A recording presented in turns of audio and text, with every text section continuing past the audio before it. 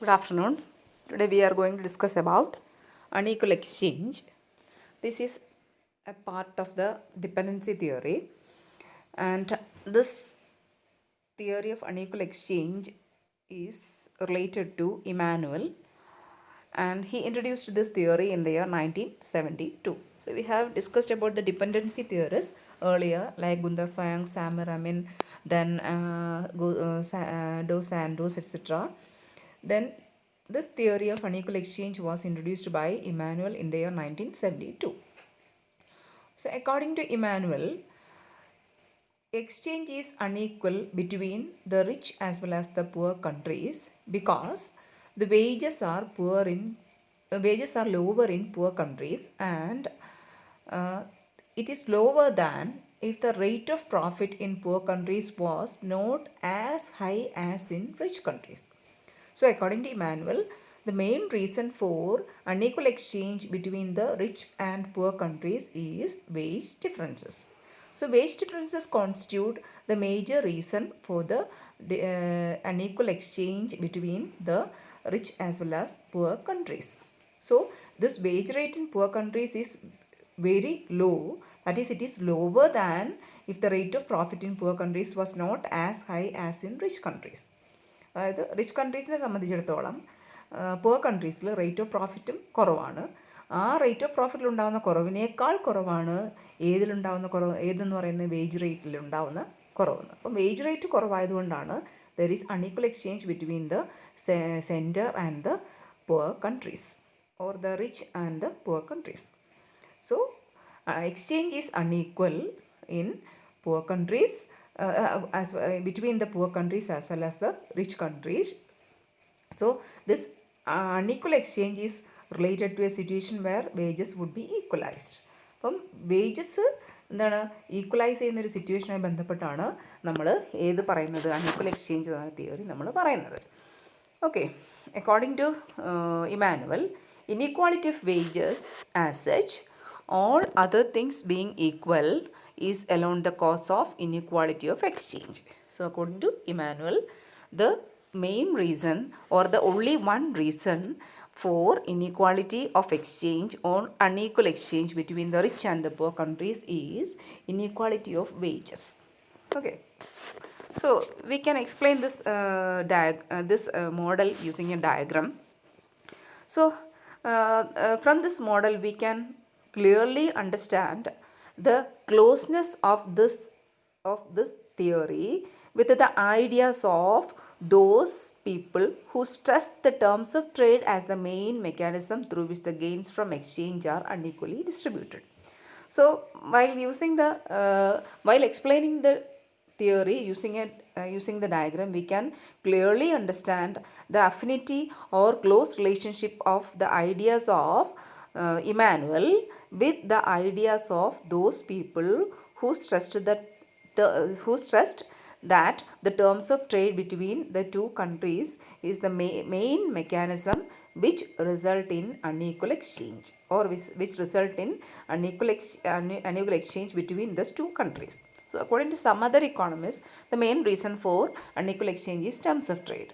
So when we explain the theory of unequal exchange of Immanuel, we can understand the closeness or affinity of this theory with the ideas of those people who have stressed the importance of terms of trade as the main reason for unequal exchange between the two countries. Okay, now let us explain the case of two countries which were denoted as center and the periphery, which were called as center and the periphery. Center is denoted by the letter C and the periphery is denoted by the letter P. So now let us also assume that the prices in the two countries are based on a percentage markup, that is R on unit labor cost. So again also assume that the price of the two countries are based on a percentage markup അല്ലെങ്കിൽ R on unit labor cost. അപ്പോൾ രണ്ട് കൺട്രീസിലെയും price എന്ന് പറഞ്ഞാൽ എന്തിൻ്റെ അടിസ്ഥാനത്തിലുള്ളതാണ്? അത് unit labour cost, ഓരോ unit labour കോസ്റ്റിൻ്റെയും എന്താണ് ഒരു നിശ്ചിത പെർസെൻറ്റേജ് ആയിട്ട് നമ്മൾ എക്സ്പ്ലെയിൻ ചെയ്യുന്നത്. That is it is based on a percentage markup on unit labour cost, that is denoted by the letter R. R എന്ന് പറയുന്ന ലെറ്റർ കൊണ്ട് സൂചിപ്പിക്കുന്ന എന്താണ് യൂണിറ്റ് ലേബർ കോസ്റ്റിൻ്റെ നിശ്ചിത ശതമാനമായിട്ടാണ് എന്താണ് നമ്മൾ ഏതിനെ കാണിക്കുന്നത്, ഈ പ്രൈസിനെ നമ്മൾ സൂചിപ്പിക്കുന്നത്. ഇവിടെ നോക്കൂ, P C is equal to price of center is equal to WC L by O of center, the L by O into C into 1 plus RC എന്നാണ് നമ്മൾ പ്രൈസ് ഓഫ് സെൻറ്ററിനെ സൂചിപ്പിക്കുന്നത്. Price of periphery PP is equal to WP into L by O P into 1 plus RP എന്ന് നമ്മൾ സൂചിപ്പിക്കുന്നു. അപ്പോൾ RC എന്ന് പറഞ്ഞാൽ that is the rate of percentage rate of percentage markup of unit cost of center, and RB is the percentage markup of unit cost of labor of the periphery. WP is the wage rate prevailing in the periphery, and WC is the wage rate prevailing in the center, and L by OC is the, so here that is explained in this slide, where W is the money wage rate, and WL by O is the wage cost per unit of output, wage cost per unit of output. ഓരോ unit ഔട്ട്പുട്ടിനും ഉണ്ടാകുന്ന cost of വേജിനെയാണ് നമ്മൾ WL by O എന്ന് പറയുന്നത്.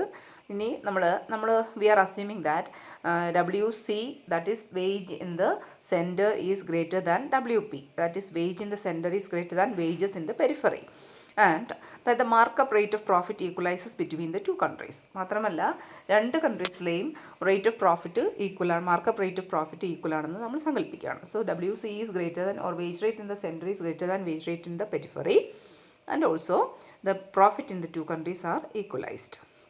Now, the theory of unequal exchange explains that the terms of trade will be worse off for the periphery than if the wages in the periphery were higher and the rate of profit lower.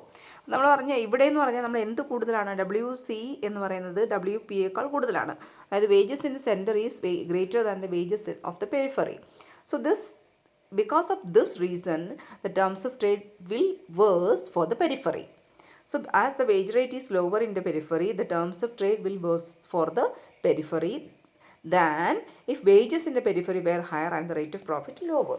അതായത് പെരിഫറിയിൽ wage കൂടുതലായിരിക്കുകയും profit കുറവായിരിക്കുകയും ചെയ്യുന്ന ഒരു സിറ്റുവേഷനുമായി തട്ടിച്ച് നോക്കുമ്പോൾ ഈ പെരിഫറിയിലെ പ്രത്യേകത എന്താണ്, wages R lower than that of the centre.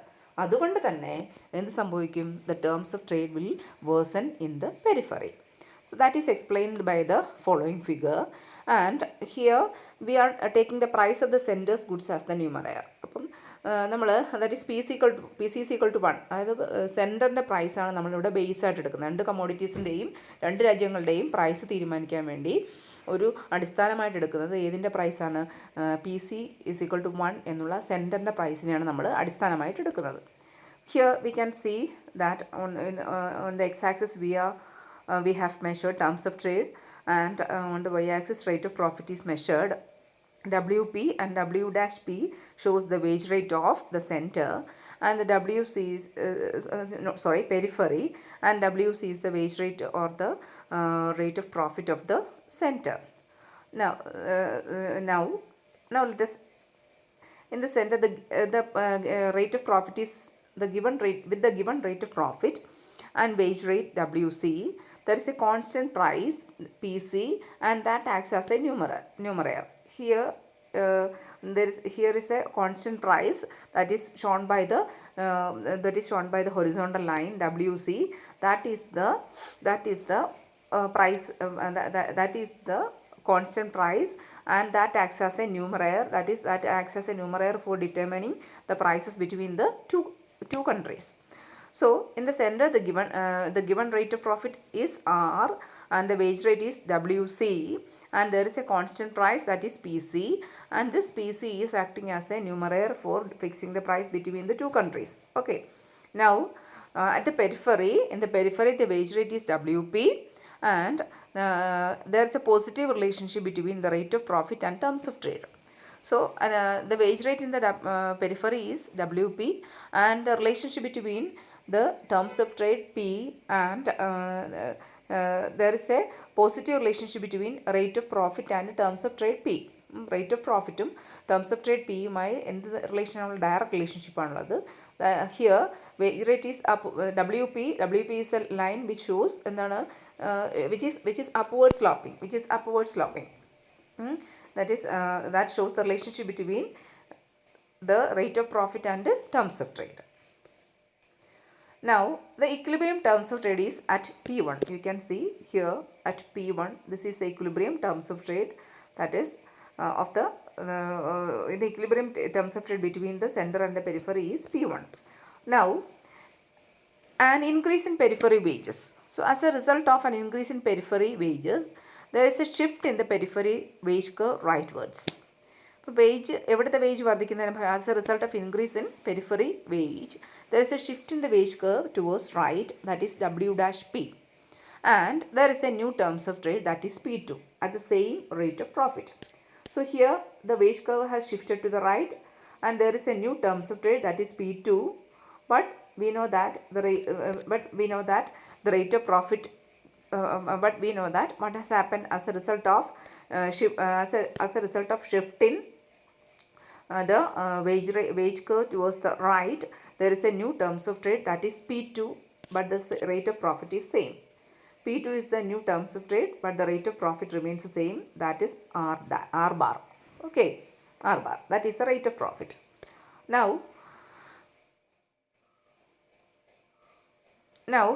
so here unequal exchange is measured as the difference between the actual terms of trade P1,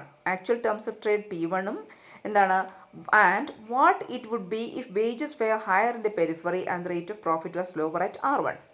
അതായത് actual terms of trade എന്ന് പറയുന്നത്, വെച്ചാൽ P1 ആണ്. ആ ടേംസ് ഓഫ് ട്രേഡും, അതായത് wage കൂടുതലായിരിക്കുമ്പോൾ rate of profit കുറഞ്ഞിട്ട് R1ലേക്ക് എത്തുമ്പോൾ എത്രയാണ് റേറ്റ് ഓഫ് പ്രോഫിറ്റ് കുറഞ്ഞതിന് ശേഷം എന്താണ് R1ലേക്ക് എത്തിയിട്ട് വേജ് കൂടുതലായിരിക്കുന്ന ഒരു അവസരത്തിൽ എത്രയാണോ ടേംസ് ഓഫ് ട്രേഡ്, ആ ടേംസ് ഓഫ് ട്രേഡും ആക്ച്വൽ ടേംസ് ഓഫ് ട്രേഡും തമ്മിലുള്ള വ്യത്യാസമാണ് അൺഈക്വൽ എക്സ്ചേഞ്ച് എന്ന് പറയുന്നത്. ഒന്നുകൂടെ ഞാൻ പറയാം. Unequal exchange is measured as the difference between the actual terms of trade P1. Actual terms of trade P1 ആണ്.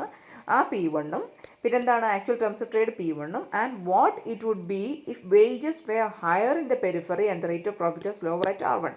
വേജസ് കൂടുമ്പോൾ എന്താണ് W-Pയിലേക്ക് കൂടുന്നു, റേറ്റ് ഓഫ് പ്രോഫിറ്റ് R1 ആയിട്ട് കുറയുന്നു. അപ്പോൾ ആ റേറ്റിൽ എത്ര ടേംസ് ഓഫ് ട്രേഡ് ഉണ്ടാവുമോ ആ ടേംസ് ഓഫ് ട്രേഡും എന്താണ് നേരത്തെ ഉണ്ടായിരുന്ന ഒറിജിനൽ ടേംസ് ഓഫ് ട്രേഡും തമ്മിലുള്ള വ്യത്യാസമാണ് എന്തെന്ന് പറയുന്നത് unequal exchange. Unequal exchange is measured as the difference between the actual terms of trade P1 and what it would be, എന്തായിരിക്കണമെങ്കിൽ എങ്ങനെയായിരിക്കും വേജസ് കൂടുതലും പെരിഫറിയിൽ വേജസ് കൂടുതലും റേറ്റ് ഓഫ് പ്രോഫിറ്റ് R1ൽ R-ൽ റേറ്റ് ഓഫ് പ്രോഫിറ്റ് വരികയും ചെയ്യുന്ന അവസരത്തിൽ എത്രത്തോളമാണോ ഉള്ളത് ആ രണ്ട് ടേംസ് ഓഫ് ട്രേഡ് തമ്മിലുള്ള വ്യത്യാസമാണ് അൺഈക്വൽ എക്സ്ചേഞ്ച് എന്ന് പറയുന്നത്. ഓക്കെ, സോ അതുകൊണ്ട് നമുക്ക് എന്താ പറയാം, unequal exchange is explained by unequal wage rates. അപ്പം അൺഈക്വൽ എക്സ്ചേഞ്ച് എന്തിലൂടെയാണ് നമ്മൾ എക്സ്പ്ലെയിൻ ചെയ്യാൻ പറ്റുന്നത്? അൺഈക്വൽ വേജ് റേറ്റിലൂടെയാണ് നമുക്ക് എക്സ്പ്ലെയിൻ ചെയ്യാൻ പറ്റുന്നത്. സോ അപ്പോൾ നമുക്ക് ഈ വേജ് റേറ്റ് ഡിഫറൻസസ് ഉണ്ടെന്ന് പറഞ്ഞത് നമ്മൾ രണ്ട് രാജ്യങ്ങളുടെ ഇടയിൽ പെരിഫറിയിലും സെൻറ്ററിലും വേജ് റേറ്റ് ഡിഫറൻസ് ഉണ്ടെന്ന് പറയുന്നത്. അപ്പോൾ നമുക്ക് ഈ വേജ് റേറ്റ് ഡിഫറൻസ് എക്സ്പ്ലെയിൻ ചെയ്യണമെങ്കിൽ എങ്ങനെയാണ് ഈ വേജ് റേറ്റ് ഡിഫറൻസസ് എന്തുകൊണ്ടാണ് ഉണ്ടായി എന്നുള്ള കാര്യം നമ്മളിവിടെ ഈ മോഡലിൽ പറയുന്നില്ല. അതുകൊണ്ട് തന്നെ നമുക്ക് അധികം ഈ മോഡൽ ഉപയോഗിച്ച് മുന്നോട്ട് പോകാനായിട്ട് കഴിയില്ല. ഇപ്പോൾ ഇമാനുവലിൻ്റെ മോഡലിൽ പറയുന്നത് വെച്ചാൽ the wage differences are institutionally determined outside the model. അപ്പോൾ ഈ വേജ് ഡിഫറൻസസ് എന്ന് പറഞ്ഞാൽ they are determined outside the model. പക്ഷേ in practice actually there are many factors that determine wage differences within the model itself that need consideration. പക്ഷേ ഈ മോഡലിനുള്ളിൽ തന്നെ നിന്നുകൊണ്ട് wage difference തീരുമാനിക്കുന്ന ധാരാളം ഘടകങ്ങളുണ്ട്. അതൊന്നും ഈ തിയറിയിൽ നമ്മൾ എക്സ്പ്ലെയിൻ ചെയ്യുന്നില്ല. അപ്പം അദ്ദേഹം പറയുക wage differences are determined outside institutionally determined outside the model എന്നാണ്. സോ ഇപ്പോൾ നമ്മൾ അൺഈക്വൽ എക്സ്ചേഞ്ചിന് പറയുന്ന പ്രധാനപ്പെട്ട റീസൺ മണി വേജ് റേറ്റിലുള്ള വ്യത്യാസം എന്നാണ് ഇമാനുവൽ പറയുന്നത്. പക്ഷേ ക്രിട്ടിക്സ് പറയുന്നത് വെച്ചാൽ the differences in money wage rate need not be the only factor leading to unequal exchange. അപ്പോൾ അൺഈക്വൽ എക്സ്ചേഞ്ച് ഉണ്ടാകാനുള്ള പ്രധാനപ്പെട്ട റീസൺ എന്തുമാത്രം ആവണമെന്നില്ല, മണി വേജ് ഡിഫറൻസസ് മാത്രമാണെന്നില്ല. അപ്പം മണി വേജ് ഡിഫറൻസസ് എന്ന് പറയുമ്പോൾ സ്വാഭാവികമായിട്ടും if there is money wage differences there will be differences in the labour productivity between the centre and periphery അല്ലേ. മണി വേജ് ഡിഫറൻസ് എന്ന് പറഞ്ഞാൽ അങ്ങനെയാണെങ്കിൽ സ്വാഭാവികമായിട്ടും സെൻറ്ററിലെയും പെരിഫറിയിലെയും ലേബർ പ്രൊഡക്ടിവിറ്റിയിലും വ്യത്യാസം ഉണ്ടാകും. സെൻട്രലിലെ ലേബറും കൂടുതൽ പ്രൊഡക്റ്റീവ് ആയതുകൊണ്ടായിരിക്കും അവിടുത്തെ വേജ് കൂടുതൽ.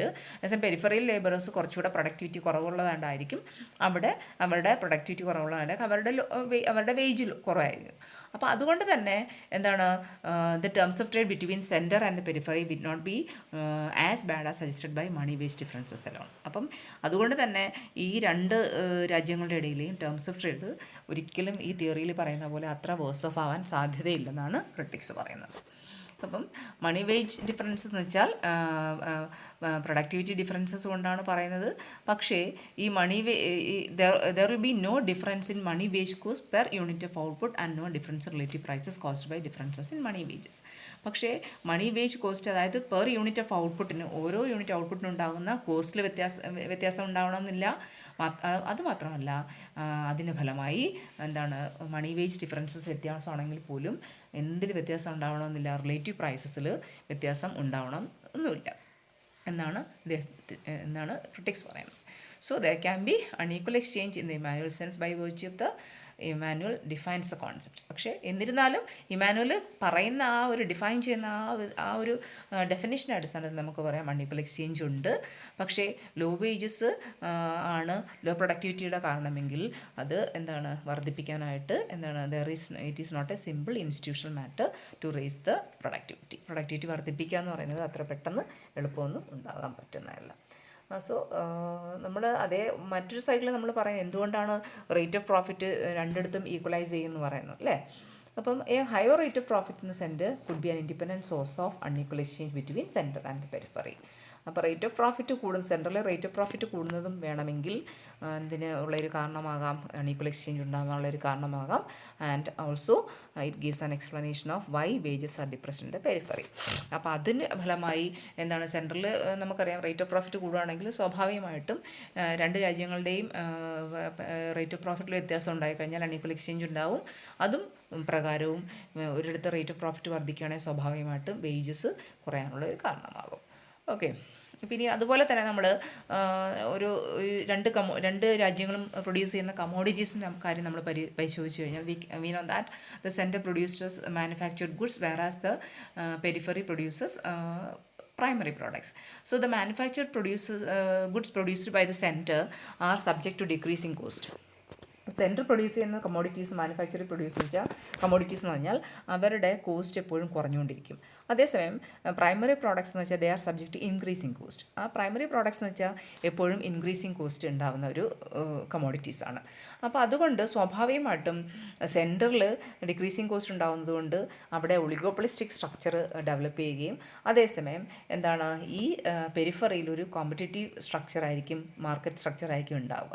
അങ്ങനെ വരുമ്പോൾ സ്വാഭാവികമായിട്ടും there are few firms in the center producing the manufactured commodities, whereas in the periphery there may be so many producers producing the commodity, and as a result the rate of profit will be higher in the center. അപ്പോൾ അതിൻ്റെ ഫലമായി സ്വാഭാവികമായിട്ടും പെരിഫറിയിൽ ലാഭം കുറവും അതേസമയം സെൻറ്ററിൽ ലാഭം കൂടുതലുമായിരിക്കും.